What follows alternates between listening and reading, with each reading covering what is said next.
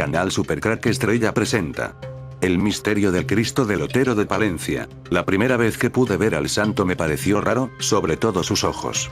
Quise investigar si podía haber algo de misterio que tenga que ver con esta estatua que, desde mi punto de vista, es muy extraña. Y como siempre, mi presentimiento tenía razón. Esta estatua tenía sus misterios. Quiero ser respetuoso con esta estatua de Cristo del Otero, soy creyente y no quiero ofender a nadie.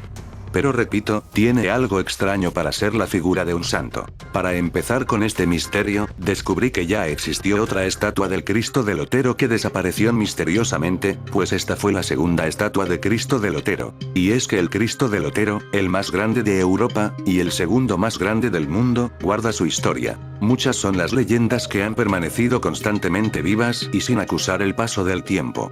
Por el contrario, otras se durmieron en el transcurso de los siglos y quedaron sepultadas en la noche oscura del olvido, cual le sucediera al arpa bequeriana, tan cubierta de polvo, ella. Pocos palentinos de hoy ignoran que su capital se denominase Pallantía en la época romana. Muchos son, también, los palentinos, y no palentinos, que saben que la primera universidad de España estuvo ubicada en Palencia, y su creador fue el rey de Castilla Alfonso VIII en el año 1208. Miles son los palentinos que han subido al Cerro del Otero para, desde tan privilegiada atalaya, observar una amplísima panorámica, geométricamente perfecta de la Paramera castellana, mientras la pétrea y gigantesca mole del Cristo, obra del insigne escultor Victorio Macho, parece bendecir a unos y otros. Sin embargo, ¿cuántos palentinos saben que en su capital y provincia hubo ya, de esto hace 830 años, otro Cristo del Otero? Se trataba de una estatua mayor que la actual, pero no de granito, y erigida en el otro cerro, muy próximos entre sí, aunque algo más alto que donde se encuentra el Cristo actual, y un poco más alejado de la capital palentina. Ambos promontorios vienen a constituir dos caprichos surgidos de la corteza terrestre en etapas geológicas muy pretéritas. Pero vayamos por partes y retrocedamos 8 siglos, concretamente al año 1171, en que naciera doña Berenguela, reina de Castilla, e hija del rey castellano Alfonso VIII, gran impulsor de la cultura, y a quien, como ha quedado dicho, Palencia debe la primera universidad en España. Puede afirmarse, por lo tanto, que doña Berenguela y su padre siempre estuvieron muy unidos a Palencia, por aquel entonces todavía Pallantía, profesándola, ambos, gran estima y simpatía, hasta el punto de visitarla varias veces la reina de Castilla a lo largo de los 73 años que le permitió su buena salud, lo cual, para aquella época, sin antibióticos ni retrovirales, tampoco estuvo nada mal la longevidad de doña Berenguela. Y había de ser, precisamente, en una de sus excursiones por la llanura palentina, cuando comenzó a tomar cuerpo el proyecto que ella albergaba: erigir una colosal estatua del corazón de Jesús en el cerro más alto, aunque algo más alejado del casco de la ciudad. Llegado a este punto he de hacer referencia al acendrado catolicismo de doña Berenguela, pues no en vano tuvo el honor de ser madre de Fernando III el Santo. La determinación estaba tomada. Ahora solo restaba decidir, primero en familia, y posteriormente con los consejeros y ministros del Reino de Castilla, sobre cuál habría de ser el material a emplear en la construcción de una estatua de 30 metros de altura, y 5 metros de diámetro en su base. Imposible. No existe suficiente oro en el mundo para construir una estatua de tales dimensiones. Y de oro macizo, exclamó con voz potente el condestable, oponiéndose frontalmente a tal dispendio. Es muy posible que no exista suficiente oro en el mundo, pero sí en el Reino de Castilla, mi Castilla, arguyó con firmeza y determinación doña Berenguela, sin dejarse amilanar por la oposición del condestable, quien, en su calidad de jefe supremo del ejército, y muy versado en matemáticas y aritmética, extendió sobre la amplia mesa un grueso y amarillento papiro, mojó en el tintero la pluma de ganso tiempo que iba explicando a los allí reunidos todos los datos y fórmulas de geometría plana, geometría analítica, y aritmética que el caso requería. Partiendo de los 5 metros de diámetro que iba a tener la estatua en su base, el condestable multiplicó 3416 por el cuadrado del radio, obteniendo, de este modo, el área de dicha base, y que arrojó 1963 metros cuadrados. Acto seguido, y conociendo la altura que debía tener la estatua de oro macizo, 30 metros, según los deseos de doña Berenguela, se trataba de averiguar el volumen expresado en metros cúbicos de oro necesario. El resultado que arrojó la operación aritmética, multiplicando ahora 3416 por el cuadrado del radio, 625, y esto por la altura de la imagen, 30 metros, no pudo por menos que dejar absortos y mudos de asombro a los allí reunidos, menos a doña Berenguela, quien seguía con la mayor atención los cálculos del condestable.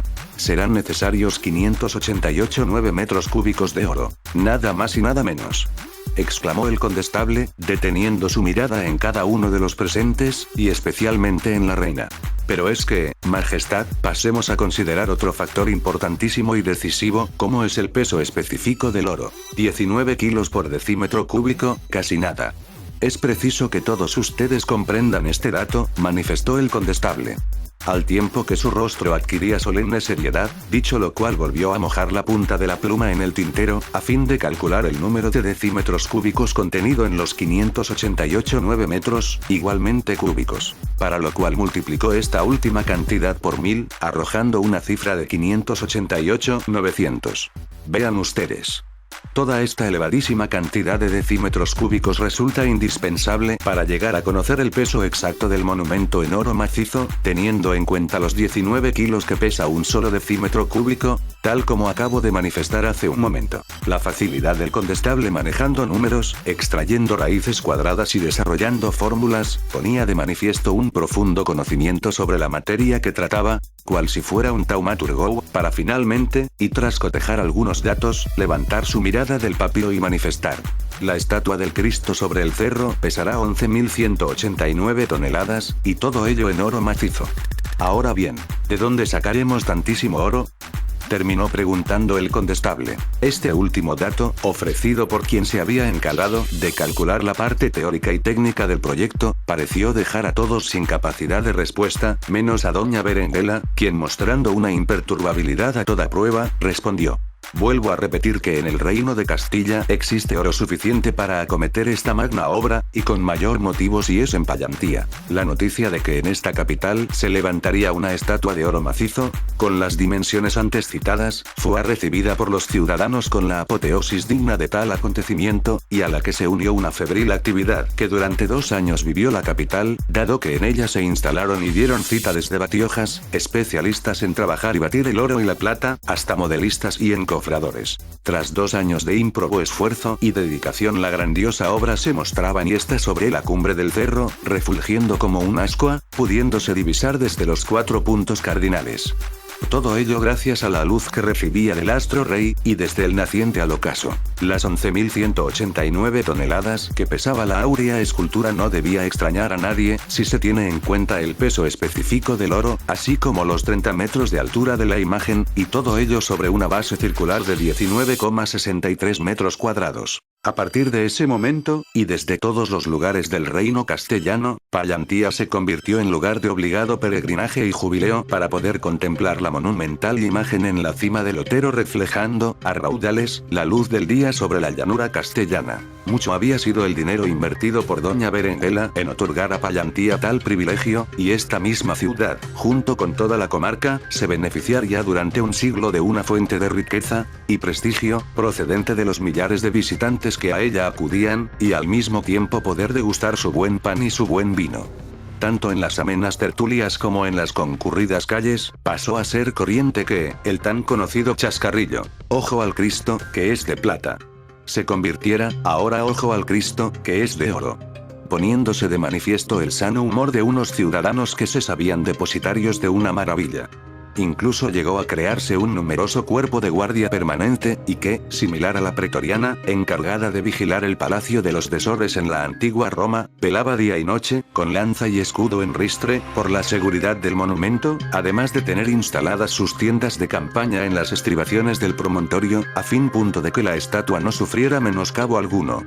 Esta unidad de vigilancia intensiva, la primera de que se tiene noticia, estaba compuesta por 30 fornidos y nobles payantinos, uno por cada metro de la escultura, quienes, conscientes del compromiso contraído con la corona de Castilla, se hubieran dejado matar antes de que nadie osara tocar con sus manos las 11.189 toneladas de oro macizo encomendadas a su custodia.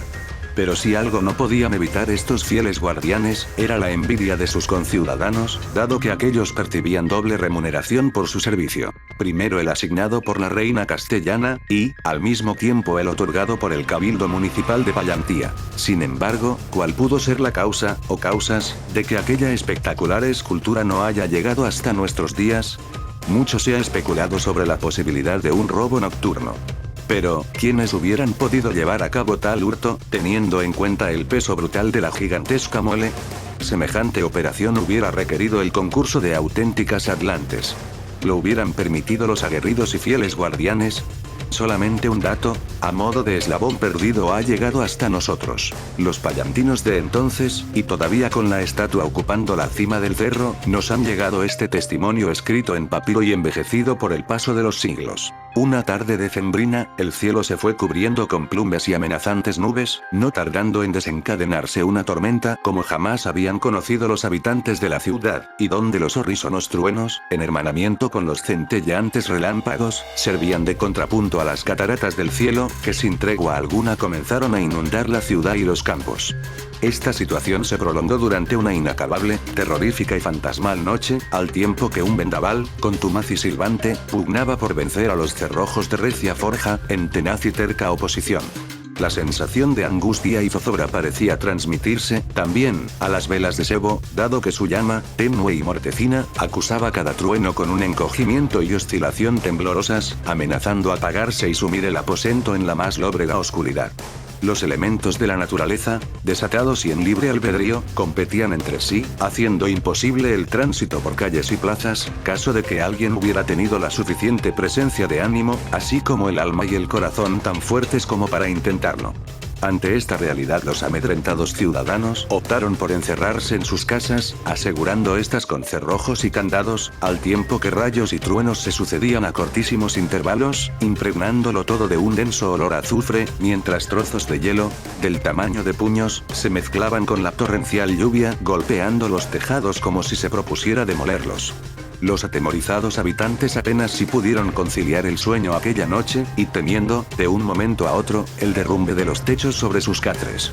Solo la luz de un tímido y tardío amanecer, de aquel 10 de diciembre del año 1344, vino a poner de manifiesto la desaparición de la monumental imagen de oro sobre el cerro. La noticia se propagó como si de otro relámpago se tratara, y no solo por la capital, sino por toda Castilla. «Han robado el Cristo», era el clamor unánime y popular que se repetía por calles, plazas y mercados medievales de la antigua Pallantía. Las versiones que se escuchaban sobre lo sucedido eran de lo más diversas, y oscilaban entre el raciocinio mesurado y la disparatada e incongruente fantasía. Los charlatanes y los sacamuelas tampoco se callaban a la hora de emitir opiniones y puntos de vista, produciéndose entre estos y su numeroso auditorio discusiones, altercados y riñas a brazo partida. «Pero nos hemos quedado sin el Cristo de oro que nos donó nuestra reina, doña Berenguela», increpaba el irritado público a los improvisados oradores callejeros. Muchos eran los dimes y diretes que comenzaran a circular por la capital y toda la comarca. Como no podía ser de otra forma, también los invidentes ofrecían sus versiones particulares y las coplas del ciego, interpretadas por sus autores, vinieron a hacerse presentes, no resignándose a dejar pasar por alto lo que se dio en denominar el robo del Cristo. Nutridos grupos de espectadores, al aire libre seguían con la mayor atención el puntero del ciego quien, torpemente, con mano temblorosa y voz cascada, trataba de explicar las diferentes fases del robo, sin excluir la terrible tormenta de la noche anterior, y, en suma, la desaparición de las 11.189 toneladas de oro.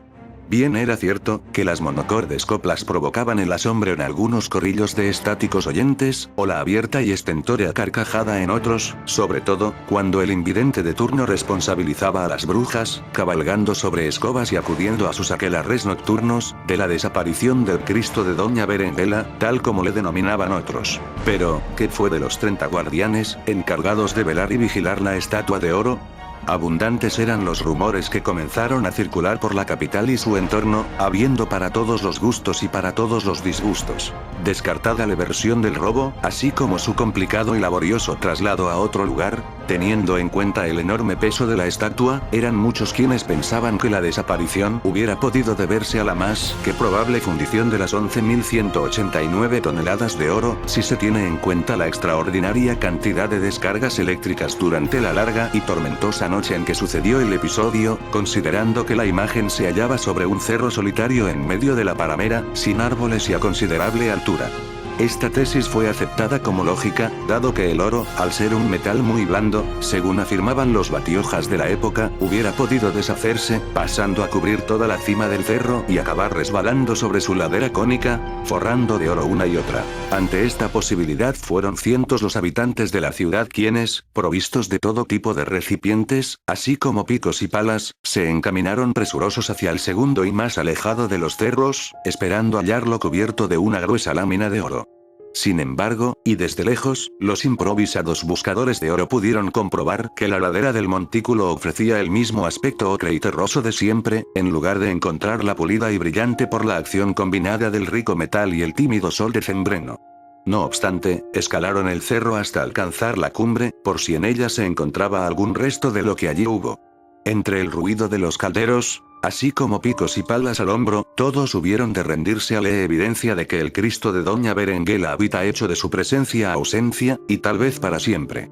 Pallantía se había quedado, de la noche a la mañana, sin la espléndida maravilla que la reina castellana dejara allí. No sería necesario decir que entre el grupo de personas apiñadas en la cumbre del cerro, las opiniones fluctuaban entre la resignación, por lo sucedido con la imagen, hasta la condena e indignación más absolutas.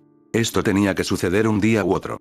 Pero ¿a quién se le ocurre dejar a la intemperie tantísimo oro en este lugar, aunque haya estado vigilado, día y noche, por un numeroso cuerpo de guardia? «Vamos, hombre», exclamó airadamente alguien de los que formaban el grupo. Pero lo que muy posiblemente desease la reina Berenguela, era dejar en las proximidades de la capital castellana, y para los pelentinos de hoy, una octava maravilla más de la antigüedad, como lo fueron la pirámide de Keops, los jardines colgantes de Babilonia, la estatua de Zeus en Olimpia, el faro de Alejandría, el coloso de Rodas, el templo de Artemisa en Éfeso, la tumba de Mausolo en Haliarnaso. Y, por supuesto, el Cristo de oro macizo de Doña Berenguela, en Pallantía. Son ya muchos los siglos transcurridos desde la desaparición del Cristo de oro, pero sin que ningún rayo de luz haya venido a iluminar tan desconcertante suceso. Las opiniones de unos y otros nunca se movieron más allá del terreno de la simple conjetura, y el paradero final del Cristo de Doña Berenguela continúa perteneciendo al patrimonio del más insondable misterio. Si alguno de ustedes estuviera en disposición de aportar alguna pista o dato eficaz, a fin de recuperar para la Palencia de hoy el valiosísimo monumento. Una historia asombrosa, pero aún hay más, pues Cerro Otero, el lugar donde está la estatua, esconde otro secreto que nadie quiere contar. Y esto sí que puede ser alucinante de creer, pues el cerro donde está la estatua podría ser una pirámide. Su forma así lo sugiere. Palencia es una tierra de grandes misterios. Hace mucho tiempo dediqué un vídeo a la película Conan el Bárbaro, la primera película que hablaba de forma subliminar de muchas cosas que están tan de moda ahora. Pues aquí en la película podíamos ver al personaje malo cambiar su forma de humano a reptil. Pero había una escena en la película que llamó mucho la atención. Me refiero a la escena donde Conan tiene una relación amorosa con una bruja. Durante esta escena la bruja repite de forma repetida Zamora, lugar de Castilla-La Mancha que está muy cerca de Palencia. Pensé que podría ser cosa de la traducción al español. Pero, ¿por qué esta traducción? Repetir Zamora una y otra vez no tenía mucho sentido. Pero si observamos la escena más detenidamente, podemos ver que Conan pregunta por un estandarte con dos serpientes enfrentadas. Luego ya viene la escena de amor con la bruja, y esta repite Zamora. ¿Nos están dando acaso un mensaje de toda esta zona? Si el vídeo te ha gustado, dale al pulgar arriba y suscríbete a mi canal. William Blake, el conde de Saint-Germain, Franz Anton Mesmer y Jean-Paul Marat. Estos cuatro nombres ilustres fueron los maestros de ceremonias del Festival de la Bestia del año 1785. Aquel año, después de esperar 28 años, se abriría el portal dimensional para la entrada de Lucifer Satanás, el portador de la luz. El acontecimiento de este ritual satánico tuvo lugar en el año 1785 en el castillo de Celle en Baja Sajonia. Era una de las residencias de la casa de Brunswick-Luneburgo. Esta construcción de 4 alas es el mayor castillo en la región meridional del Brezal de Luneburgo. Los 4 maestros, llamados magos negros encargados de realizar el ritual de apertura de portal dimensional para la entrada de Lucifer son William Blake, el conde de Saint-Germain, Franz Anton Mesmer y Jean-Paul Marat. Todos ellos fueron personas creyentes que renunciaron a la fe cristiana. Todos ellos conocen secretos de alquimia, cábala y satanismo. William Blake viene desde su tierra Inglaterra hasta Alemania, primero para en Francia y luego desde Francia directo a Alemania. William Blake fue un poeta, pintor y grabador inglés. Aunque permaneció en gran parte desconocido durante el transcurso de su vida. 1785, Mesmer abandonó París, donde había vivido 7 años. Para acudir al castillo de Alemania en el castillo de Celle en Baja Sajonia, él es el segundo mago negro encargado de abrir este portal. Franz Anton Mesmer, nacido Friedrich Anton Mesmer, n. 23 de mayo de 1734, en Iznan, Suabia, Alemania, 5 de marzo de 1815, en Meersburg, Alemania, fue un médico alemán. Descubrió lo que él llamó magnetismo animal y otros después llamaron mesmerismo. Franz Anton Mesmer llega a Alemania acompañado del conde de Saint-Germain, un ser inmortal, vivo desde la época de Jesús. El conde de Saint-Germain fue un enigmático personaje, descrito como cortesano, aventurero, inventor, alquimista, pianista, violinista y compositor aficionado, conocido por ser una figura recurrente en varias historias de temática ocultista. Ese mismo año de 1785 el Marqués de Sade escribe y explica cómo suelen ser los festivales de la bestia celebrados cada 28 años en su libro que será prohibido los 120 días de Sodoma. El Marqués de Sade no puede acudir al castillo al estar encerrado en la cárcel de la Bastilla París, pero se las ingenia para que los 15 volúmenes manuscritos de los 120 días de Sodoma lleguen a su editor y este los haga llegar al castillo de Celle. Jean-Paul Marat llega desde Suiza al castillo, fue un científico y médico francés que realizó gran parte de su carrera en el Reino Unido, pero que resulta más conocido como activista, periodista y político durante la Revolución Francesa. Se le identificó con el ala izquierdista de la Revolución, los jacobinos. Su primera obra publicada, escrita en inglés y más tarde traducida y publicada en francés, su idioma nativo, fue Philosophicales Iron Man, ensayo filosófico sobre el hombre, 1773, donde demostraba atesorar un extenso conocimiento de los filósofos ingleses, franceses, alemanes, italianos y españoles. El ensayo ataca directamente a Claude Adrien Helvetius, quien, en su ensayo del Esprit, sobre el espíritu, declaraba que el conocimiento de la ciencia era innecesario para un filósofo. Marat opinaba que solo la fisiología podía solucionar los problemas de conexión entre el cuerpo y el alma. Aquí en esta cumbre satánica del año 1785, no solo se realizó la apertura de este portal sino que el portador de la luz, Lucifer dejó los acontecimientos que tendrían que ser realizados por los siguientes 28 años hasta el próximo portal dimensional del año 1813. Fue aquí donde se planeó y orquestó la Revolución Francesa entre otras cosas. Sin duda el personaje más importante en este castillo es Conde de Saint-Germain, del que se dice en esa época 1785 que tiene más de 2000 años. El nombre del conde de St. Germain suena familiar a todos los estudiantes de magia y artes ocultas. Es bien sabido que él llegó a París en la época de Luis XV y fundó una logia de masonería ocultista en dicha ciudad. Posteriormente, su amigo y pupilo, Cagliostro, se convirtió en el precursor y fundador de otras logias similares. St. Germain se propuso reformar el oficio masónico, revelando a unos cuantos elegidos la sabiduría oculta del Antiguo Oriente. Fue así como permitió a sus amigos de logia realizar copias de ciertos escritos en su posesión, siendo este manuscrito uno de dichas copias. Este perteneció, como puede observarse por la inscripción de la primera página, a Antoine Louis Moret, un hombre quien desempeñó parte activa tras los escenarios políticos, a comienzos del siglo pasado. El conde de St. Germain tiene el manuscrito para abrir los portales dimensionales.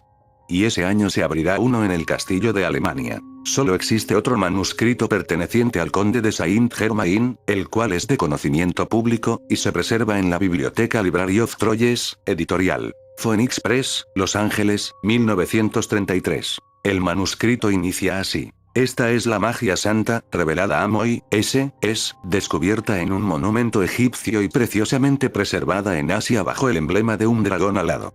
Este documento provee instrucciones específicas para el cumplimiento de los 3 objetivos principales: el descubrimiento de tesoros perdidos en el mar, el descubrimiento de diamantes y minas de oro y plata, y la prolongación de la vida y la apertura de los portales dimensionales. El Festival de la Bestia. He hecho ocasionales referencias sobre el tema en varias de mis lecturas y ha atrapado la atención de algunos de mis lectores. He sido animado a escribir sobre este ritual a través de los años, y siempre encontraba cosas más urgentes que hacer. Mis variadas fuentes me han dado testimonios independientes unos de otros, y esto me ha llevado a la conclusión de que la renombrada ceremonia de hecho existe. En términos simples, el Festival de la Bestia es un evento que ocurre cada 28 años, y es atendido por los principales mandos Illuminati alrededor del mundo.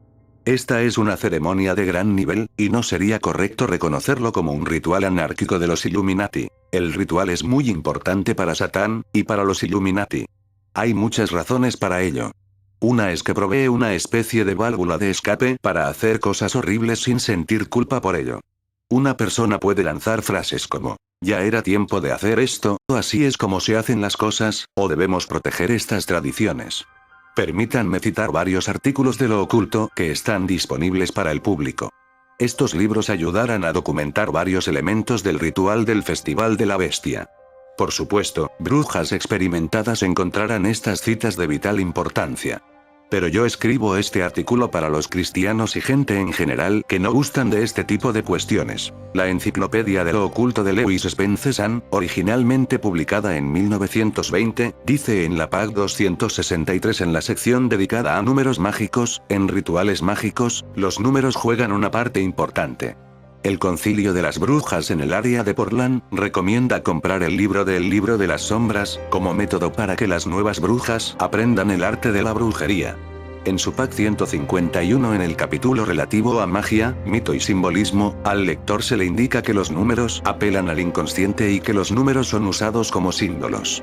Muchos son usados para implantar ideas en el subconsciente. El Festival de la Bestia es asociado con el número 28, así como su reverso, 82, y también como su combinación 7 veces 4. Uno de los mejores libros en cuanto a números y su magia es el de Aleister Crowley, La tabla de correspondencias. En la pág 58 del libro de Crowley, de la tabla de correspondencias de la Orden de Kiplot, se informa que el 28 es el número de la bestia, que es Baimirón quien es bestial.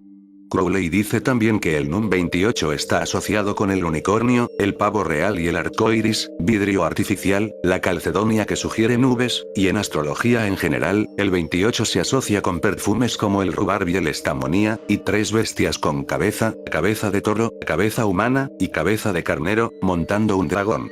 En el libro, Gematría, acerca de la numerología de los números místicos, dice que en el universo estático el 28 significa poder. Netzach, que también se escribe Netzach, y en el mundo de los magos significa, mi victoria, mi poder. Por cierto, Netzach es usado en el mundo de Dios, Cap 29:11, Yahvé el grande, el poderoso, la gloria, la victoria y la majestuosidad. Netzach significa un objeto brillante como una estrella, que viaja a través de, significa una meta dorada que ha sido alcanzada. No hay ninguna duda de que los cabalistas ven al número 28 como un número muy poderoso. Además, cuando vemos que el 28 es un número que es una combinación del 7, perfección, y del 4, considerado como la perfección completa, podremos apreciar que el 28 en el sistema del calendario mágico es muy poderoso. Acorde con los rituales de los Illuminati en el año de 1982, advertimos que el 82 es la inversión del 28. De acuerdo con algunos, el Festival de la Bestia ocurrió en 1982, y el anterior ocurrió en el 53 o 54, el siguiente ocurrió en el 2009 o en el 2010. El lector podrá notar que grandes cambios se dieron en los años de 1953-1954. La primer Junta Bilderberg tuvo lugar en 1954. Este fue el tiempo en el que todas las facciones del poder mundial firmaron un pacto de cooperación. Fue la primer trama secreta en el que un genuino nuevo orden mundial pasó a saltar al primer plano de la escena. El Priorato de Sion, la orden secreta detrás de los Caballeros Templarios, comenzaron en estos años a diseminar información acerca de ellos mismos. Los Estados Unidos pasaron de dar énfasis a las armas convencionales, a utilizar un armamento nuclear. Los Estados Unidos pasaron a propagar también la energía atómica a nivel mundial, con el programa de Átomos por la Paz. Un gran número de ocultistas habían predecido este cambio de la energía nuclear tanto para la paz como para la guerra. Otra proyección de la energía era que el dinero pasaría a ser unidades de energía. En el Festival de la Bestia, una hermosa novia es entrenada y presentada a Satán, y ella tiene que ser virgen. Esta ceremonia es casi siempre llevada a cabo en un castillo o en un palacio, y también es mucho más probable que sea llevada a cabo en Europa. Ceremonias de menor rango son llevadas aquí en los Estados Unidos. Los testigos afirman que Satán aparece en persona e interactúa con sus líderes en la tierra. Él les dicta instrucciones detalladas de lo que quiere que se haga para el próximo Festival de la Bestia. En otras palabras, él le dicta a la jerarquía satánica de la cúspide del poder los planes que deberán seguir a largo plazo. El Festival de la Bestia es una ceremonia de un año de duración. Sin embargo, hay una pequeña ceremonia realizada antes del equinoccio de otoño, aproximadamente alrededor del 5 al 7 de septiembre, el cual es llamado la ceremonia de la boda de la bestia. Recordemos la película de la familia Illuminati Disney, La Bella y la Bestia, que también puede ser llamada el Festival de la Bestia, pero esta ceremonia es un microcosmos de lo que representa la principal, es como un preludio o preparación para la gran ceremonia, uno le podría llamar una imitación. También fue remarcado por un informante, que el Festival de la Bestia en 1982, fue el 13º desde 1618, y que el Festival de la Bestia en 1618 había sido un evento bastante significativo.